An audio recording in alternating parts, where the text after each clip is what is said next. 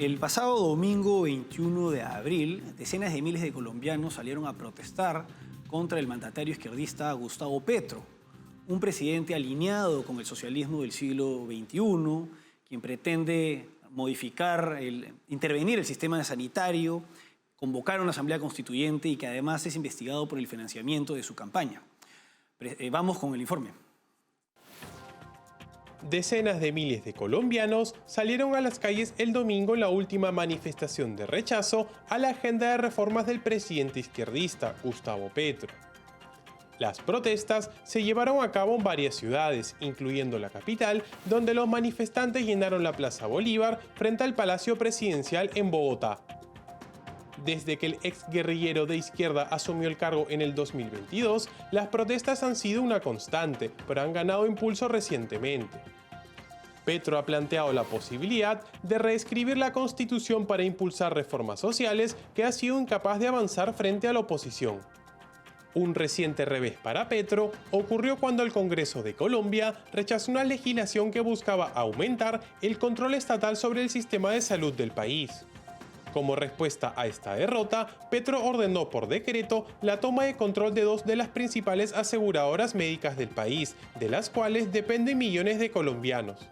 Las protestas del domingo reflejan un creciente descontento entre diversos sectores de la sociedad, incluidos grupos de militares retirados que participaron en una manifestación para protestar contra las reformas económicas y sociales impulsadas por el gobierno de Petro y su propuesta de convocar una asamblea constituyente.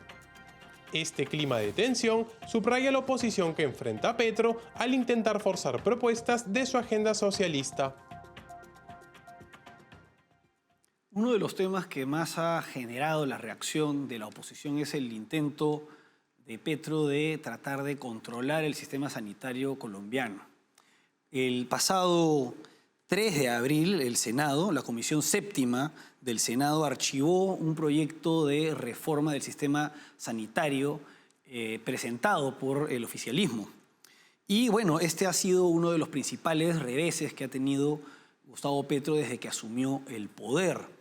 También es uno de los hechos que ha conducido a tratar de, a ir anunciando pues sus intenciones de convocar una asamblea constituyente. Mientras se daba el debate de esta reforma que pretendía Gustavo Petro, él intervino la nueva EPS, que tiene 11 millones de usuarios.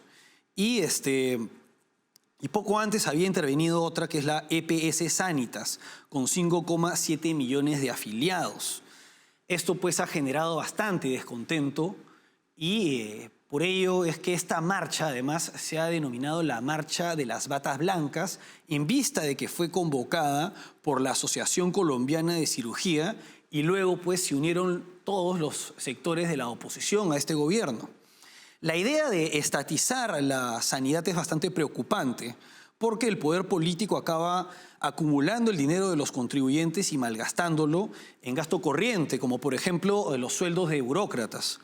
Los resultados de este proyecto de estatización pues, de la sanidad podrían ser similares a la nacionalización o la estatización de los sistemas de pensiones que es probado su fracaso en países como Argentina, como Nicaragua, como Venezuela, entre otros.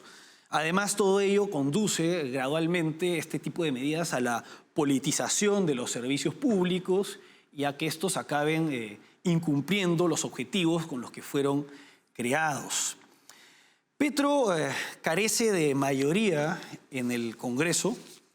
Y además tan solo cuenta con un 39% de aprobación. Bueno, y a pesar de ello manifiesta esta intención de convocar una asamblea constituyente. Al respecto, él señala pues, que el Poder Legislativo obstaculiza reformas que él considera vitales. Y bueno, ha señalado su intención de convocar a la asamblea constituyente declarando, por ejemplo, lo siguiente: el constituyente es el pueblo que se convoca a sí mismo a decidir sobre lo que no se ha podido resolver en décadas desde los poderes constituidos. También hace unos días en su cuenta de Twitter ha señalado que lo siguiente: he convocado el poder constituyente y eso incluye toda la fuerza popular. Le he pedido al Ministerio del Interior y al Ministerio de Defensa brindar todas las garantías para que la gente se movilice y se exprese con toda libertad. ¿Cuál es el problema de que Gustavo Petro convoque una asamblea constituyente? Lo que genera preocupación es que él, al estar alineado con el socialismo del siglo XXI, está señalando su interés en adoptar una medida que ha servido para que mandatarios de este sector político regional se perpetúen en el poder y que gradualmente establezcan regímenes empobrecedores y antidemocráticos. Hugo Chávez, por ejemplo, fue elegido en 1998, asumió el poder en 1999 y en diciembre de ese año estableció una constitución que rige actualmente un régimen dictatorial hoy encabezado por Nicolás Maduro. Por su parte, Evo Morales fue elegido en el 2005 y en el 2007 estableció otra constitución en un país que también carece pues, de garantías democráticas al tener a la principal líder de la oposición, Yanine Áñez, encarcelada, y también es un régimen pues, que se ha posicionado abiertamente, al igual que Venezuela, del lado de Irán, ¿no? Bolivia estableció hace poco un acuerdo de defensa. Por otra parte, retrocediendo un poco más, Ortega llega al poder en el 85 y en el 87 establece una constitución. Él vuelve en el 2007 al poder y sigue bajo un mando ya abiertamente dictatorial, también con dicha constitución. Y en el caso peruano, en diciembre del 2022, el presidente Pedro Castillo dio un golpe de Estado con la intención, además de disolver todos los poderes y organismos constitucionales autónomos, de convocar una asamblea constituyente. Por ello es bastante preocupante que un aliado de estos políticos y estos regímenes pretenda convocar una asamblea constituyente, más aún si carece del respaldo popular necesario y de aprobación de mayoría en el Parlamento. Esto implica pues, que al no poder contar con la fuerza dentro de los marcos del Estado de Derecho, de los distintos poderes públicos, él decide de manera populista tratar de acudir a la calle. Si bien Gustavo Petro se ha posicionado, ha cuestionado, digamos, lo que está pasando en Venezuela en su momento cuando se imposibilitó la inscripción de Corina Lloris en reemplazo de María Corina Machado, la Cancillería colombiana se pronunció en contra y él señaló también que era un golpe antidemocrático. Al margen de ello, a los pocos días, Gustavo Petro fue a limar asperezas con Nicolás Maduro, viajó a Venezuela y además, al margen de lo que digan tanto él, Gustavo Petro, como Lula da Silva, este reciente pronunciamiento y este comunicado que ambos mandatarios publicaron a favor de que se resuelva la situación en Venezuela a través de un plebiscito, y además oponiéndose a las sanciones contra la dictadura venezolana, no es más que una posición que permite la supervivencia de un régimen antidemocrático. Terminan siendo funcionales a la dictadura y promoviendo pues alternativas que no ayudan en nada a la oposición, que es en verdad la resistencia democrática en el país.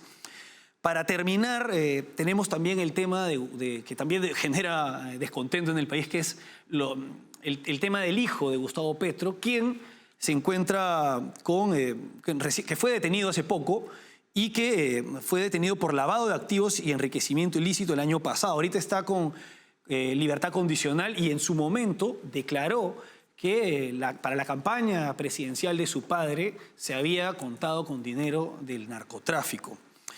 Bueno, ahora sí, para terminar hay que tener presente que es bastante preocupante que un personaje con el perfil de Gustavo Petro, alguien que ha militado en el M-19, una guerrilla comunista y que está aliado a regímenes antidemocráticos de la región, los regímenes del socialismo del siglo XXI, pretenda convocar una asamblea constituyente en vista de que en los hechos este es el mecanismo para establecer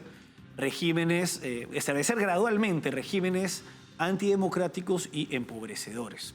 Vamos ahora a una pausa y regresamos con Venezuela, donde la Plataforma Unitaria Democrática ha anunciado que tiene un nuevo candidato para las elecciones presidenciales programadas para el 28 de julio. Se trata de Edmundo González Urrutia, un ex diplomático que es la actual cabeza de la oposición, designado por María Corina Machado.